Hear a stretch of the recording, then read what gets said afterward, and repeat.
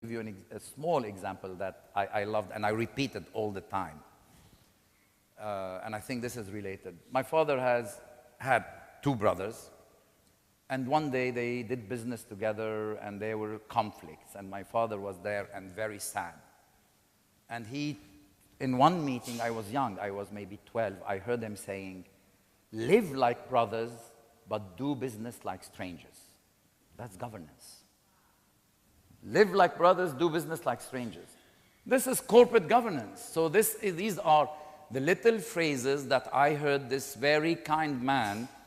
He was my mentor because I think I like to think of myself, caring about people. I would never get to a fraction of this man. He's not a businessman. He's in banking, but he's not in the banking thing. He was always in the administration. He had great positions, was the CEO of one subsidiary. But I learned, I like to think, with all humility, that I learned kindness from him, and this is important even when you do business. That's my first thing. Some of them gave me lessons in how to be a warrior. I'm not a warrior. But I learned, and I decided, do I want to be a warrior on that? Some of them showed me how to be a good merchant, and I'm not a good merchant because they always think about even on the personal thing, because so there has been a lot of mentors. On the second part, on the second part of the question, which is, yes? The question, on the first part, those are coaches. A mentor is somebody who transponds and goes through those valleys of despair, of crossing the borders. That comes with you, that I know, because that's an emotional experience. But a mentor is somebody who sticks along with you, is not just teaching you an element of... I did not. I have some... my life has been, as I said, moving, and I do not have this... I used to have in various places. I have one teacher when I was in the college school, and I consider him a mentor, but it did not continue. So this is why, because my life, as I said, has moved into this being. So on the second question, you're absolutely right. We need to move in really showing, and this is for us as well a great opportunity of development, things like healthcare, things like, employment, things that could be relevant. The key for this, a relevant SMS for you or relevant info that will get to you, are the metrics, the analytics that we have, the data that we have on customers. We have tons of data about customers, but for some reason, it's not used the right way. And this is the next wave. This is the next wave for sure, for sure. And if you look at tonight, this was a case of leadership by example. I mean, in your heart, thank you. Thank you. Coming from you, you could feel the enthusiasm, a sense of I'm doing what is meaningful, coming from your heart. You could see the joy in what you did. And to me, that's a different type of leadership that you have to do more than talk. And I think you could feel it tonight. Thank you, Professor. As I can recognize, you're carrying BlackBerry.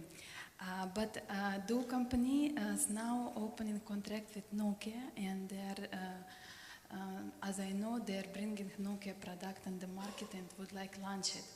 Can I know about your personal opinion? Why is BlackBerry? Why is not iPhone? Why is not as new product Nokia to check how is device? Oh, do I need to be diplomatic on that? No, because the phone is the most personal thing. So you're allowed to be, even if you're a CEO, you're a person after all, and you decide. I was, for years, a person that Nokia would use as an ad. If you see all the collection of things of Nokia, at the time where we all believed that Nokia, when they had this communicator, we all believed that the smartphones, Nokia, and we discovered that, and Nokia, I said this to the Nokia people, so Nokia missed the bus, the train of the smartphones, all of a sudden. Now, a phone, BlackBerry, happened as a phone. And one day I said, at the time I was using the Windows mobile interface, I said to Bill Gates, you know what, you come from the computer world. The other guys, the BlackBerry, they come from the phone world. Well, they come from the Windows world. You come from the phone world. But Apple comes from the internet world. Not to mention when the touch screen and the convenience, because that changed completely certain things. It's a design. If you ask me my opinion, now this is Osman speaking, not the CEO, because I do business and if it's a phone, I'm still maybe conventional, and the BlackBerry is more to make phones.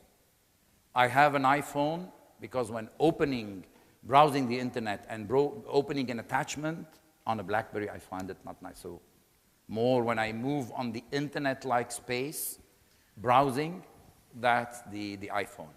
Nokia are now coming with the new interface. That's the Lumia interface, etc. That's, you need to get used to it, but I leave it. And guess what? You can have as many opinions on this subject than people around this room, multiply by 2 actually, because sometimes you have divergent opinions. So we have a good question here. All right, Hi, my name is Ala. I had digital marketing and media for Samsung. Oh, the Galaxy, I forgot the Galaxy.